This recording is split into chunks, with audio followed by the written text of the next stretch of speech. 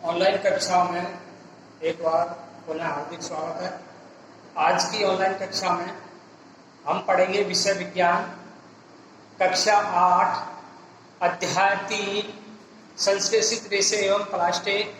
ये पाठ हमारा कंप्लीट हो चुका है। अब हमने इससे पहले वाले वीडियो में 1 से और 6 प्रश्न करवाए थे। आज जो शेष प्रश्न हैं उनको हम करवाने जा रहे हैं। सभी भैया बहन ध्यानपूर्वक समझेंगे और इस कार्य को अपने होमवर्क वाली कॉपी में जरूर करें।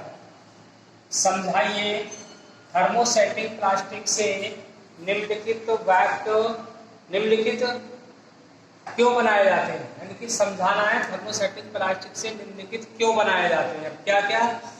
डेगची के हत्थे और विद्युत प्लग या स्विच या प्लग बोर्ड, ये थर्मोसेटिंग प्लास्टिक से ही क्यों बनाए जाते हैं। तो सबसे पहले डेगची के हत्थे थर्मोसेटिंग प्लास्टिक से बनाए जाते हैं क्योंकि प्लास्टिक विद्युत का कुचालक अग्नि और ऊष्मा को सह लेते हैं, इसलिए ये थर्मोसेटिंग प्लास्टिक से ही बनाए जाते हैं। दूसरा है विद्युत प्लग, स्विच और प्लग बोर्ड, ये भी थर्मोसेटिंग प्लास्टिक से ही बनाए जाते हैं क्योंकि ये प्लास्टिक विद्युत कुचालक होते हैं, यानी कि विद्युत के कुचालक होते हैं और चिरस्थायी होते हैं, यानी कि लंबे समय तक चलते भी हैं। इसीलिए हम डेगची के हत्थे और विद्युत प्लग ये सब थर्मोसेटिंग प्लास्टिक से ही बनाते हैं। क्वेश्चन नंबर 8वां है, निम्नलिखित पदार्थों को पुनः चक्रित किए जा सकते हैं, पुनः चक्रित नहीं किए जा सकते हैं, मैं वर्गीकृत करना है। यहाँ कुछ पदार्थों के नाम दिए गए हैं। उनमें सबसे पहला पदार्थ है टेलीफोन यंत्र, प्लास्टिक खिलौने, ऊपर के हत्थे, सामग्री लाने वाले थैले, बॉल पॉइंट पेन, प्लास्टिक के कटोरे, विद्युत के तारों के प्लास्टिक आवरण, प्लास्टिक की कुर्सियां, विद्युत स्विच। जो अभी ये हमने पदार्थ लिखे हुए हैं, इन पदार्थों में दोनों प्रकार के हैं, चक्रित किए जा सकते हैं और चक्रित तो नहीं किए जा सकते हैं। तो हम यहाँ इनका वर्गीकरण करेंगे। सबसे पहले वर्गीकरण करते हैं पुनः चक्रित किए जा सकते हैं उन पदार्थों को। तो कौन कौन से पदार्थ इनमें से चक्रित किए जा सकते हैं? तो वो है खिलौने सामग्री, खिलौने सामग्री लाने वाले थैले, बॉल पॉइंट पेन, प्लास्टिक के कटोरे, प्लास्टिक की कुर्सियां, विद्युत तारों के प्लास्टिक आवरण, इन सभी पदार्थों को हम पुनः उपयोग में ले सकते हैं। पुनः चक्रित नहीं किए जा सकते हैं तो उसमें होता है टेलीफोन यंत्र, ऊपर के हत्थे, विद्युत स्विच। इन पदार्थों को हम पुनः काम में नहीं ले सकते हैं। तीसरा प्रश्न है, नवा प्रश्न है, राणा गर्मियों के लिए एक कमीज खरीदना चाहता है। राणा एक व्यक्ति है जो गर्मियों के लिए एक कमीज खरीदना चाहता है। उसे सूती कमीज खरीदनी चाहिए या संश्लेषित? तो वो सलाह ले रहा है राणा कि उसे सूती खरीदे या संश्लेषित। कारण सहित राणा को सलाह देनी है। तो हम यहाँ राणा को सलाह देते हैं कि राणा को सूती कमीज खरीदनी चाहिए।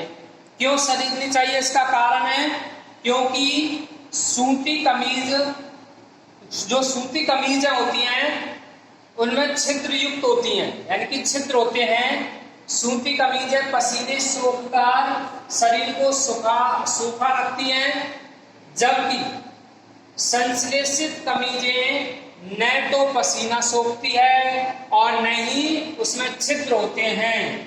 इसलिए हमें राणा को यही सलाह देंगे कि राणा को सूती कमीज ही खरीदनी चाहिए। क्वेश्चन नंबर 10, उदाहरण देकर प्रदर्शित कीजिए कि प्लास्टिक की प्रकृति असंक्षारक होती है।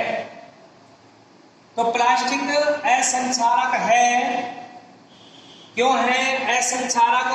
क्योंकि प्लास्टिक हवा, पानी आदि के साथ क्रिया नहीं करता, अर्थात संक्षारक नहीं है। उदाहरण देते हैं हम इसके, विभिन्न रासायनिक या विभिन्न रसायन प्लास्टिक बोतलों में संचित किए जाते हैं। दूसरा उदाहरण है, पानी प्लास्टिक की बोतलों में रखा जाता है। तीसरा उदाहरण है, अचार और खाद्य पदार्थ प्लास्टिक पात्रों में भंडारित किए जाते हैं। अब इनका हम इसलिए भंडारित करते हैं क्योंकि ये कोई अभिक्रिया नहीं करते हैं।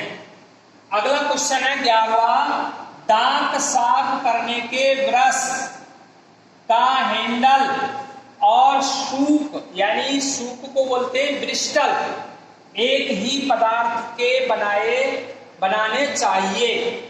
अपना उत्तर स्पष्ट कीजिए।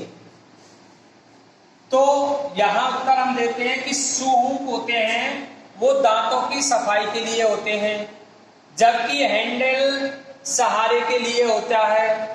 सूप नरम, लचीले, मजबूत होने चाहिए, जबकि हैंडल सख्त और मजबूत होने चाहिए।